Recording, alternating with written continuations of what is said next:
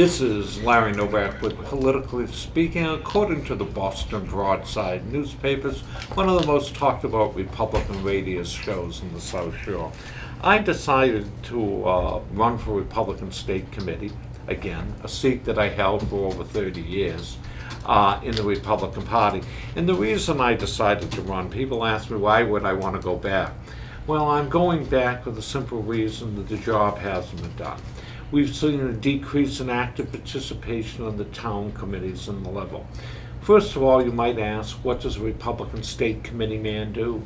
He sets the policy and the tone and raises money in that Senate district.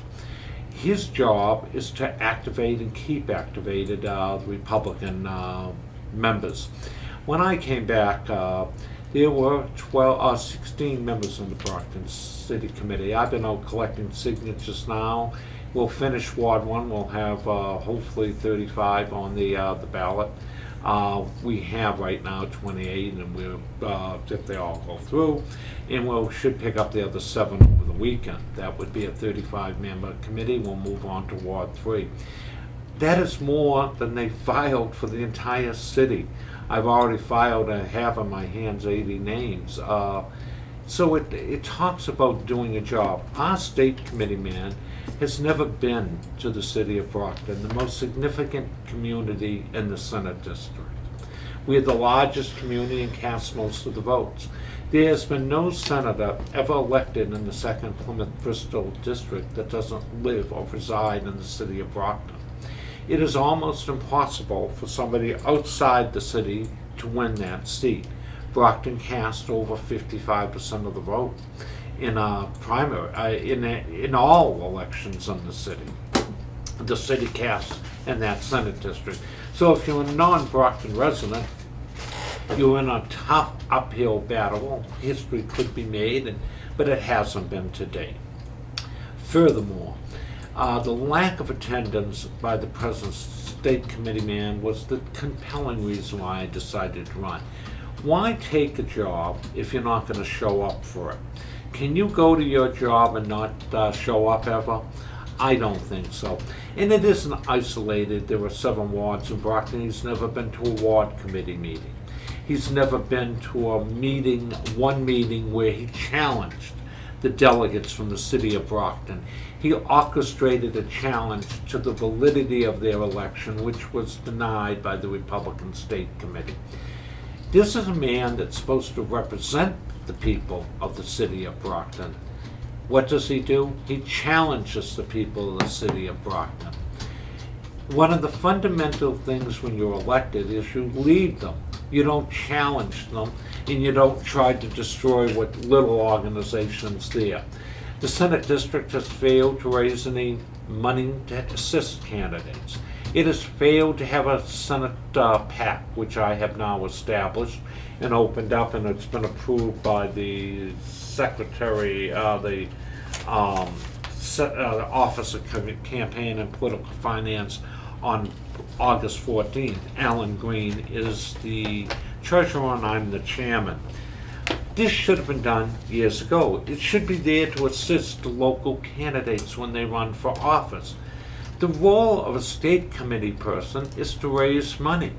The role of a state committee person is to strengthen the organization. You're not there just to vote for the agenda of a political candidate. You're there to assist the Republican Party. Your master is the Republican Party and not an individual candidate. The incumbent pushed John Kingston for U.S. Senate. The incumbent worked actively for Mr. Kingston on the floor of the convention, and that vote was rejected by the voters of the district. He was unable to deliver the district to John Kingston. So it told me he has very little support. Meeting with people in other towns, they say he never attends the meetings. There was a Whitman Town Committee meeting when I was state committee man all those years. I went to every meeting in the district. He hasn't been to any of them. He doesn't go to Hanover, he doesn't go to Whitman, he doesn't go to Brockton, he doesn't go to Easton. You know, he says he has an agreement and he's back, he has a bad back. Well, if you don't have and you have ill health, the most honorable thing would have been to do would be to resign from the position because you're not able to carry out the functions of the job. Your health, your primary goal is to get better, and we're sorry to hear that he's had some health issues. But the primary goal is to do the function on which you're elected to do.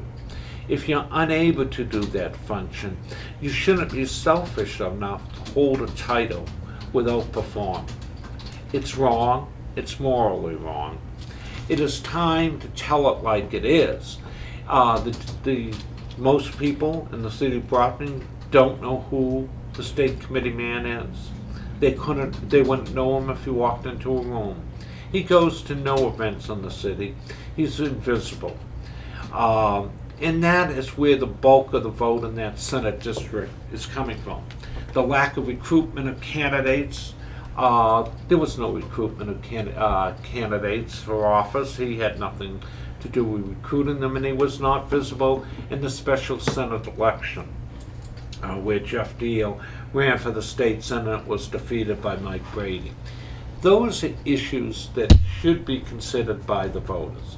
This is a party position, and you go on and you attempt to articulate a difference of what is the vision for the party.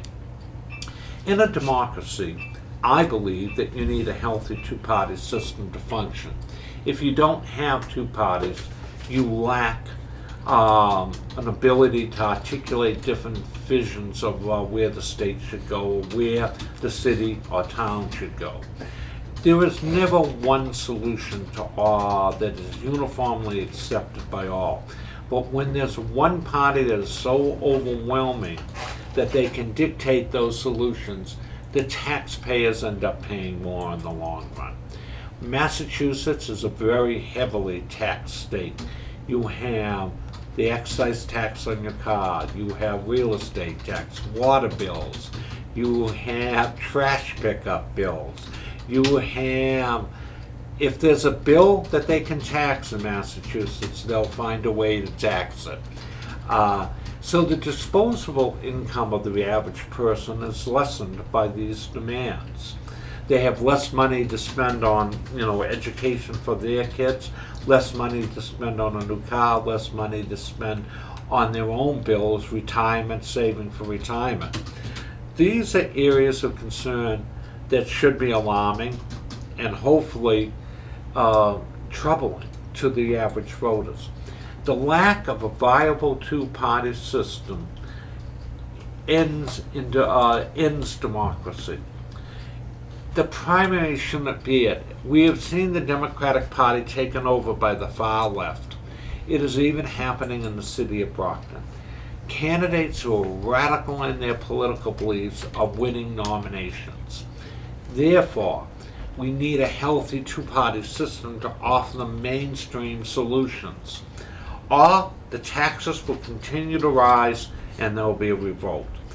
Those are some of the reasons why I think it's important to elect a new state committeeman. He has simply failed to be visible, failed to do the job. When I was state committeeman, I always had Senate meetings, which I'd go back to, a meeting with the town chairman, and at a dinner meeting.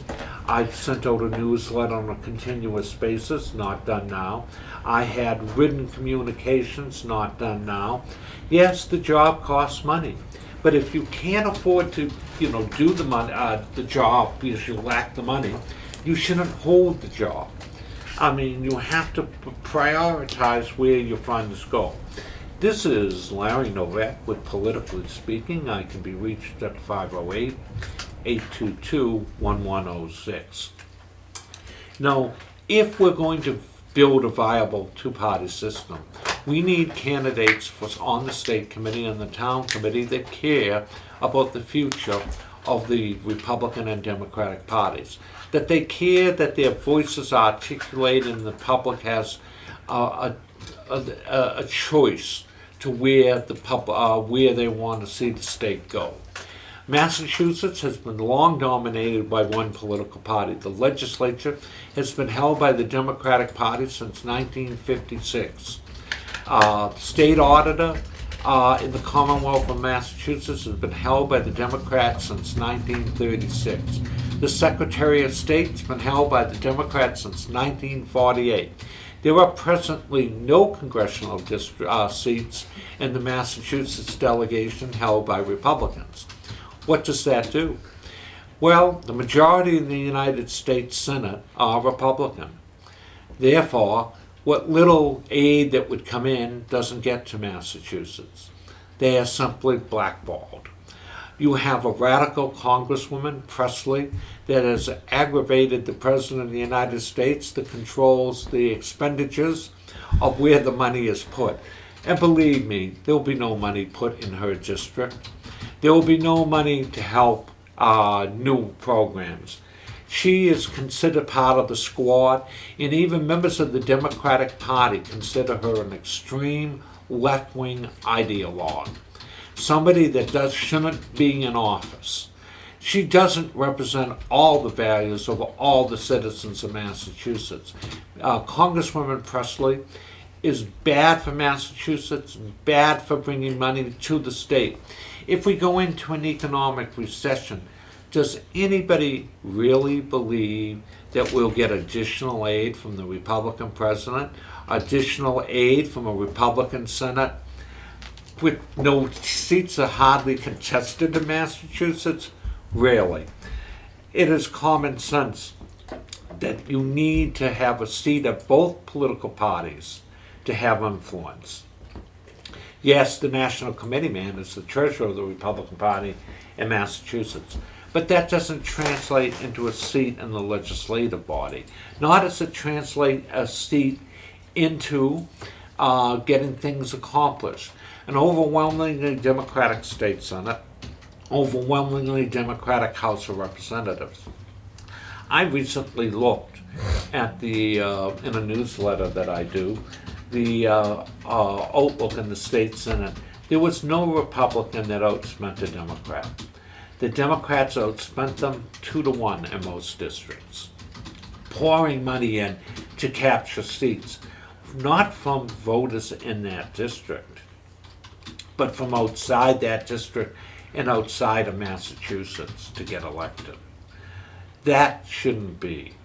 It should be up to the local voters to decide who they want in public office. Money buys advertisement. Advertisement buys opinion. Opinion can be swayed. If you're a constant attack, you believe the worst of an opponent because of the simple fact that they constantly are under attack, and they will question, well, there must be something wrong with them. No, there's probably nothing wrong with them. It's just the money that the Democrats are able to pump into these races sways them. Do you really think it's healthy that nobody since 1936, that one political party has held the state auditor's office all those years? I don't. Do you think the Secretary of State since 1948 has been held by one political party is healthy? I don't. Do you think that in the 2nd Plymouth-Bristol District, the city of Brockton's last Republican state senator was 1956? Can anyone name his name? Well, I can. His name was Keith. He was the last Republican to hold that seat. He held it for 1 term. He was defeated after that by, I think it was Blackie Burke. And it's been held by a Democrat ever since. Is that healthy? I don't think so. Is there competition of ideas? No. Is there ability to raise adequate funds to challenge a Democrat in the district? No. Probably not, because nobody has been able to do it successfully in years.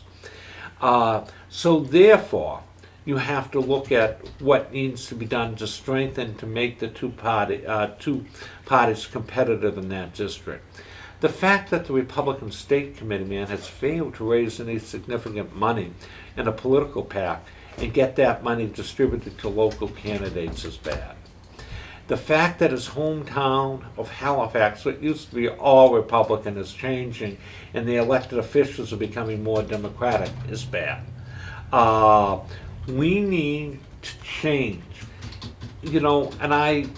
My heart goes out to him if he's having health issues. But if he's not able to do the job, he should resign from the job. The constant excuse that I have a bad back, I'm in pain, isn't a solution to the problem of why the district is ailing.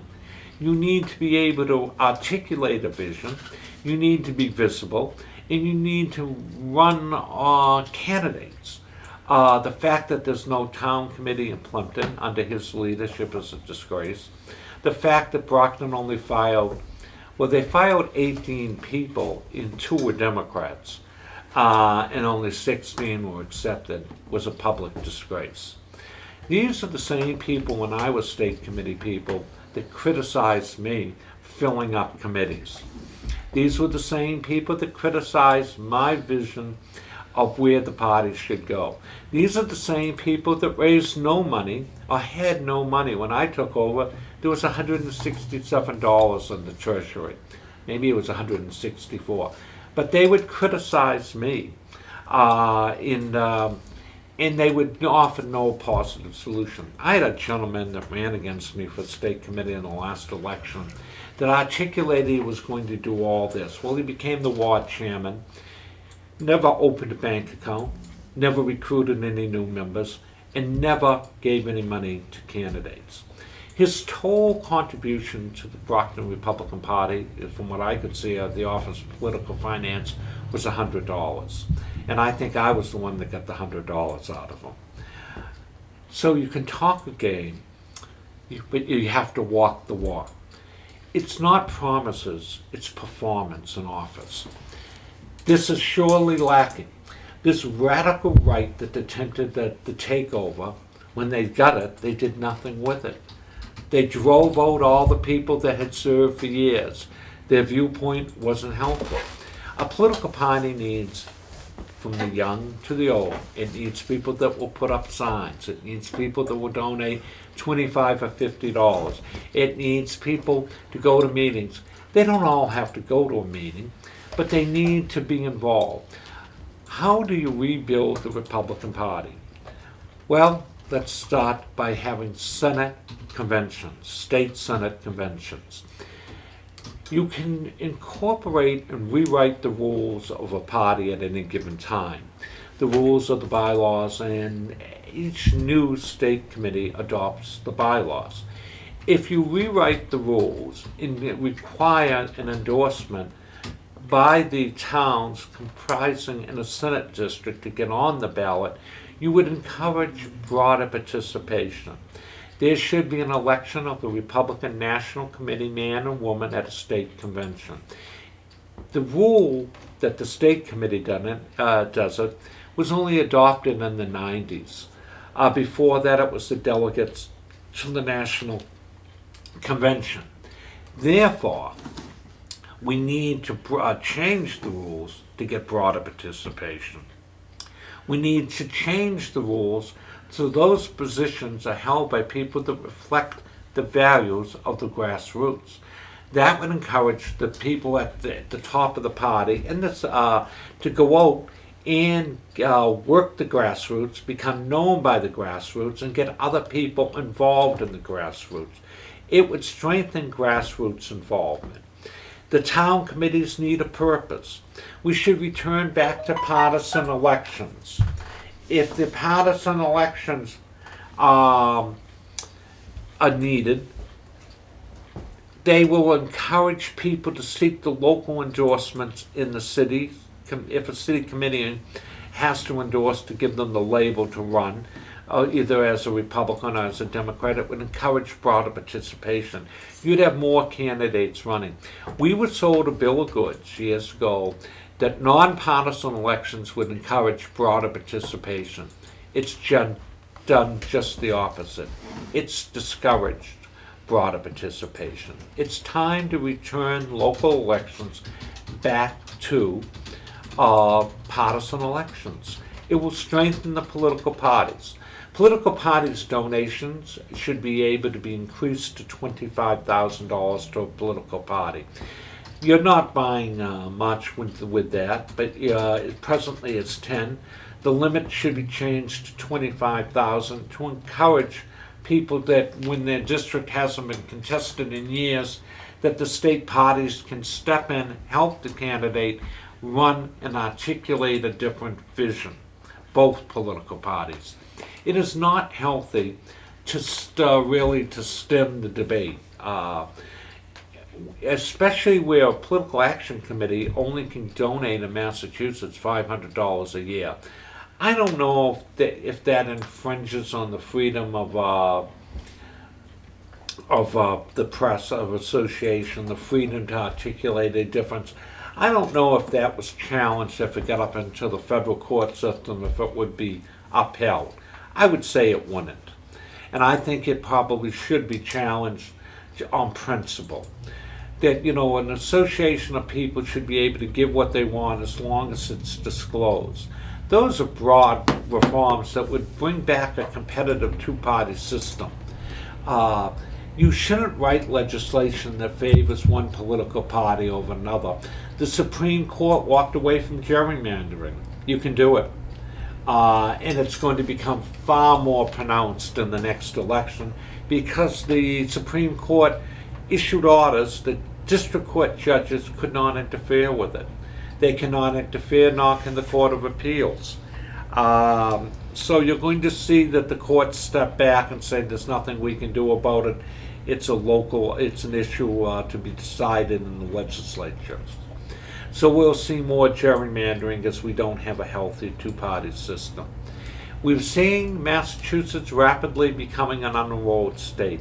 It's because the political parties are weak. We will be taking a short break. It's 11:30, and to hear from the advertisers, and we'll be back with you. This is Larry Novak with Politically Speaking.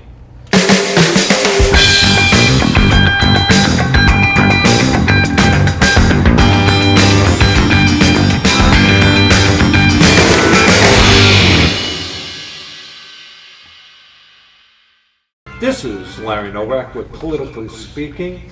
I'm now going to talk about the mayor's race in the city of Brockton, as the dynamics in the race have changed. Mark Lorden, the former retired judge, is running, and he's raised the most money. And I now predict that Mark and Bobby Sullivan will be the front runners in the election. The dynamics changed with the death of Mayor Carpenter. I once thought that one of the city councilors, Mr. Davenport, stood a chance of being in the runoffs. I no longer see that. I don't see that. I don't see Mr. Jimmy Pereira coming on that strong, as the money is going to Sullivan and Lorden. And money usually indicates who's going to win. Money follows those people. 99% of the races, the person that spends the most gets elected. They're able to change public opinion. An interesting dynamic. I think that actually the people that will go out to vote, it will be a huge turnout. I hope. There is, with both things, I do not think the council at large races, there is no one that stands out, stellar candidates. Whoever gets their vote out will have a shot. In Ward 1 race, I think that will be a very close race, the Ward 1 council race, between Daniel Lawton and the incumbent Timothy Cruz. Timothy Cruz is known not to be returning phone calls and known not to get back to constituents. I think that works against him. The school committee race, Tom Mancello is uncontested. Ward 2, there's an open school committee seat that will drag out voters out of the ward, and there is nobody running against the incumbent city councilor, Tom Moynihan. Ward 3, Dennis Iron area is challenged by Reverend Green. Alan Green is challenging Mark DiAugustino. So that's interesting races. I would think Green is visible, Reverend Green is visible with the amount of signs he has up in the ward. He's run before and been uncontested, unlucky, I guess, or unable to Dennis Ianieri's hold on the ward. I would say that election will go to the again, Dennis Ianieri will win. He's the longest-serving city council member on the city council at the present time. Ward 4, the city council is uncontested, so is the school committee. The incumbent pulled out at the last minute on the school committee, and that gave Mr. Somebody else the chance to serve. Ward 5 is an open city council thing. I think Jeff Thompson will pull the election off. He's an attorney in the city of Brockton and an activist. The school committee seat is uncontested. Ward 6, I see no change. I see Mr. Lally has two opponents. It's going to be interesting to see. What I'm hearing is that Lally's positions have become extreme in some issues, and the people don't like that extreme position that he's taken. Progressive Democrats. So it will be interesting to see if he's able to win re-election. Ward 7, I predict no change. I don't know who will win the council at large thing. Farwell is a former mayor, he's running for re-election. Rodriguez is the acting mayor now, he's running for re-election as a council at large. Interesting elections in the city.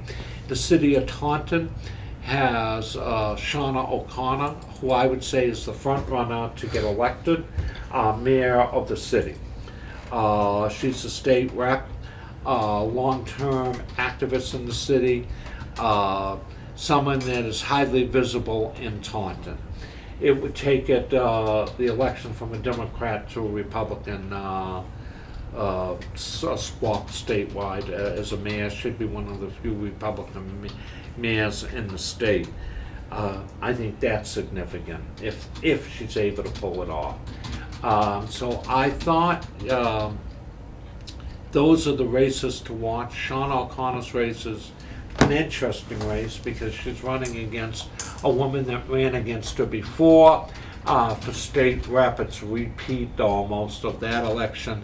But before Sean O'Connor carried it handily due to the precincts in Easton.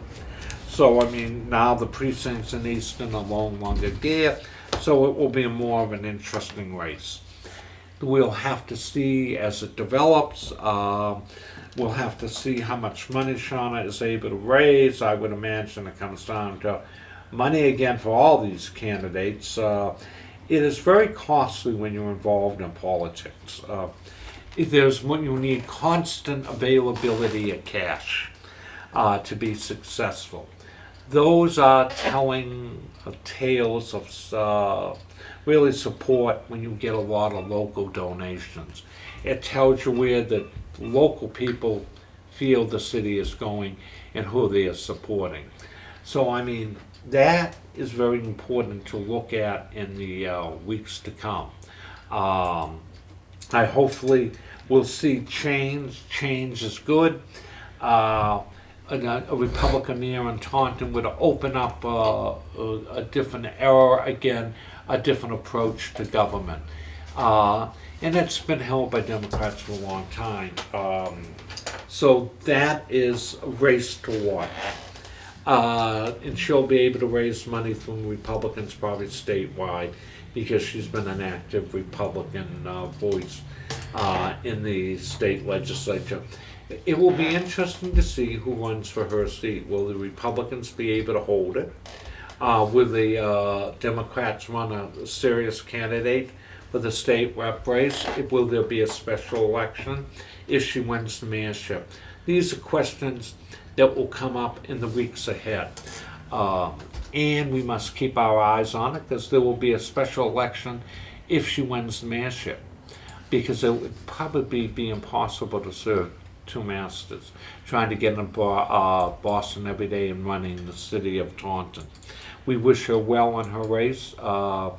We have a race that is on the map again. Jay McMahon is running for Attorney General again. He's out visiting with ward and town committees and getting active again so that he can be seen by the public, and he's attempting to raise money. The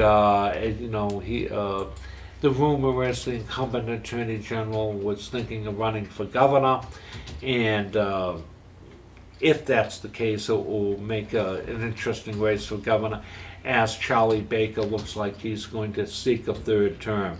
He would be the first one to do that in a number of years. I brought some interesting statistical data in, and I don't know if I brought it in for the car. I looked at the financial statement of the I found this on the web. And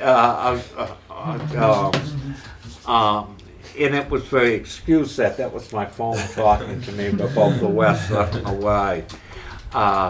But it was an interesting statistical data with the net worth of most of the candidates are multimillionaires. What opened my eyes, and I was shocked to see that Open Secret said Bill Weld is worth $70 million, which is significant, anywhere from $28 million to $70 million, which is a significant amount of money. But then I looked at the assets, and I don't know how the assets are valued. These are startup companies, and they're valued very highly, and I question the value on some of those assets, which caught my attention. $70 million is a lot of money. He has a $5 million insurance policy and $1 million insurance policy. That is his assets in the last year, since he ran for vice president, have significantly increased. He received $1.5 million for a director's fee from one of the companies he serves on the board of directors. That seemed to me to be very, very high for a director to be paid $1.5 million. And I question the looking at the paper, some of the disclosures in the paper. But $70 million makes him one of the wealthier candidates running for public office. The president was listed as having assets of $550 million to $1.7 billion.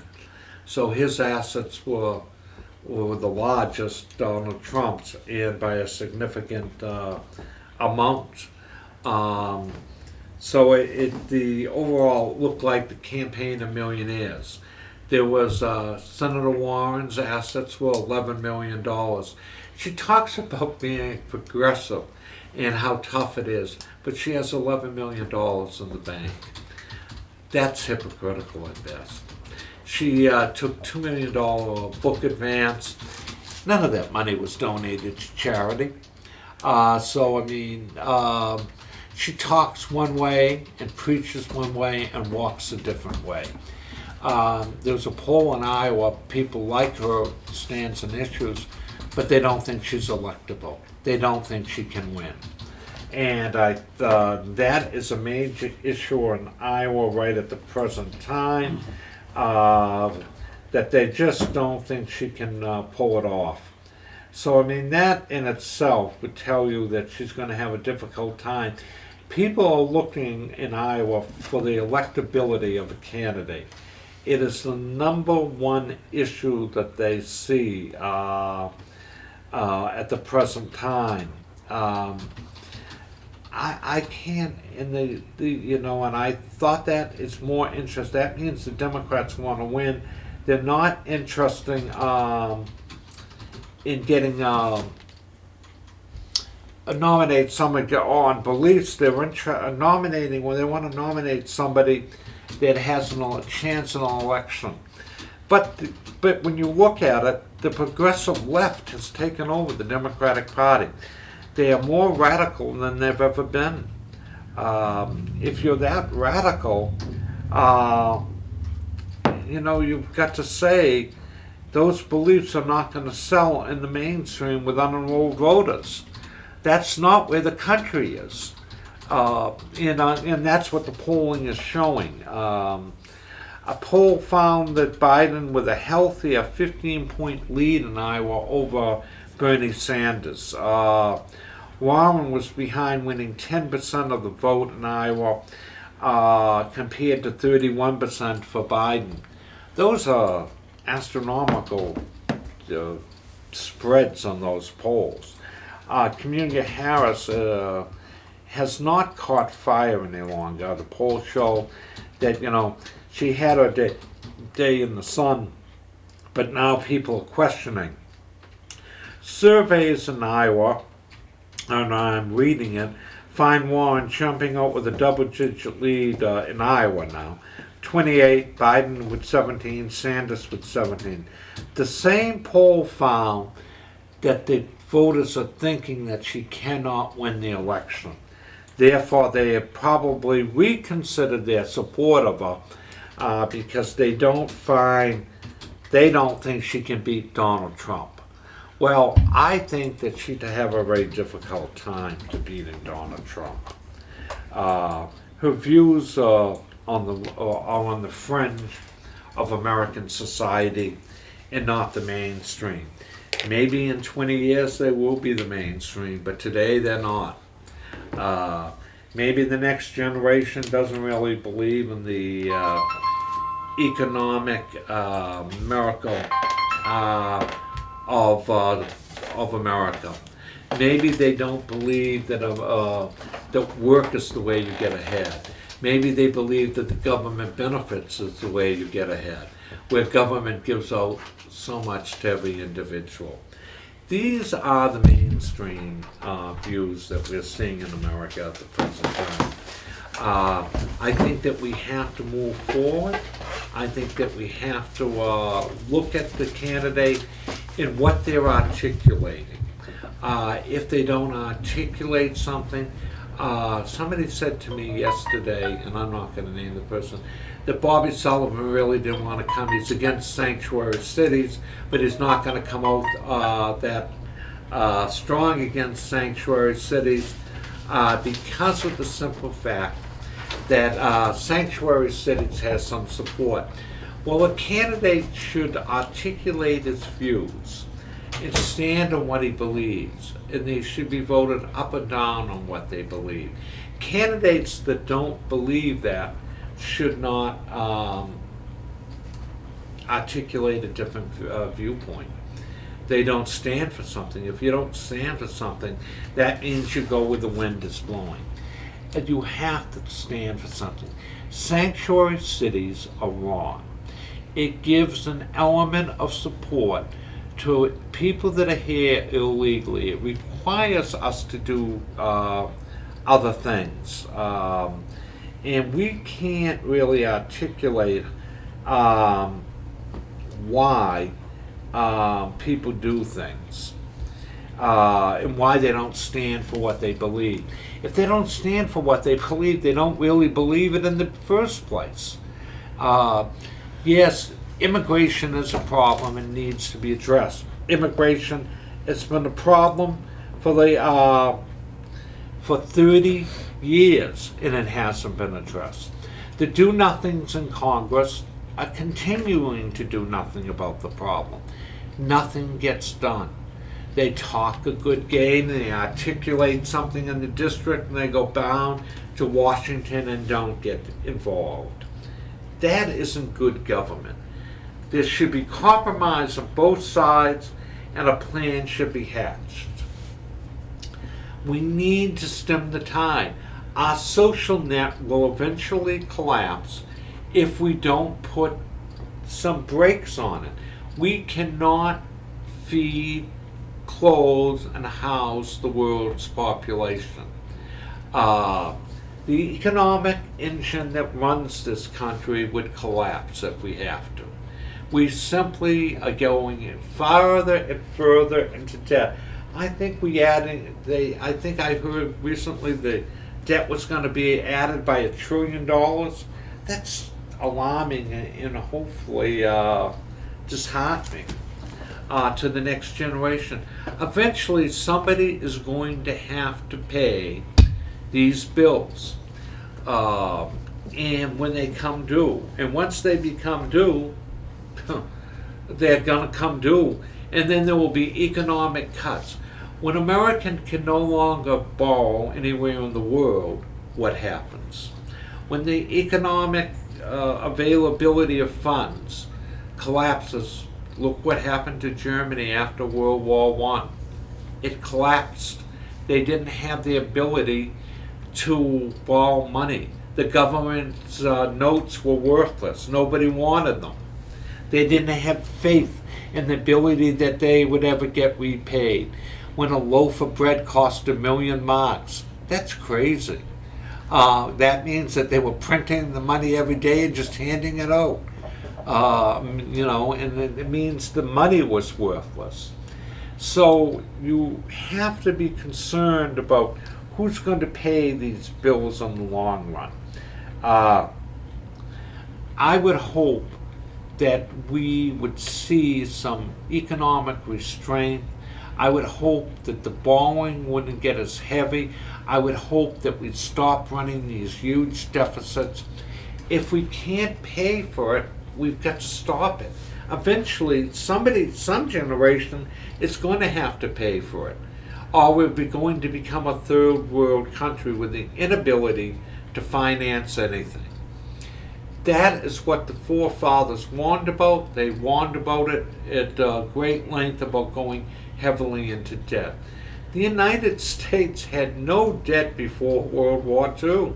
We never borrowed money. It was run on a really solid basis. Less government is the best government. And we didn't see that. This is Larry Novak with Politically Speaking. And if you have any questions or comments about this program today, we'd like to hear it. Give us a call, and we will respond to them at 508-822-1106. This is Larry Novak with Politically Speaking.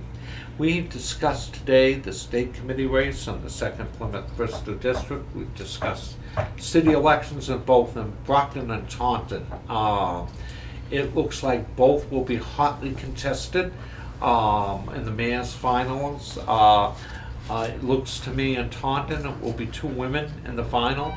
And hopefully we will be able to do this.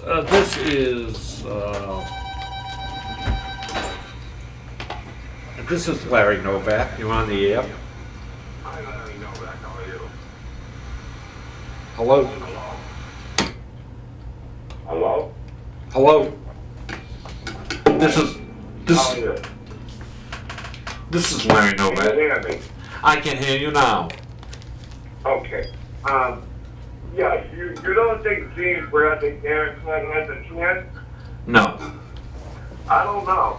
He has the most signs up with the biggest signs. Yeah, he has a lot of signs up. He's 26 years old, and what I'm hearing from everyone, money is where it usually determines race. What I'm hearing from everybody in the city when you talk to them is they don't think he's qualified. Even members of the minority community say it. He isn't qualified to be mayor. Signs don't vote. Let me ask you, how do you get qualified? Well, I think he only ran 1 term on the city council. He should have stayed more terms. He should have been involved in local issues.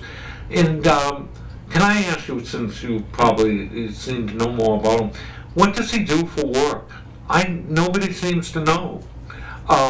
He's never really held a job in the private industry, so he doesn't know how to make a payroll. He's never really had those experiences. I think he'll come in 4th. I don't know. How big is the Haitian community in Boston It's right now? not that big. It's the biggest community is the white community still, and followed by the Cape Verdean community. If there's a minority candidate, and there was a white backlash, I think, going on in the city of talking to people, they don't like the changes happening in the city, and they're going out in force. It's an older white vote that votes. The Haitian community is number 3, and will they come out and vote? How many of them are registered? I don't know. This city is changing. This city is changing But rapidly. yeah, it is changing rapidly, but it hasn't changed yet.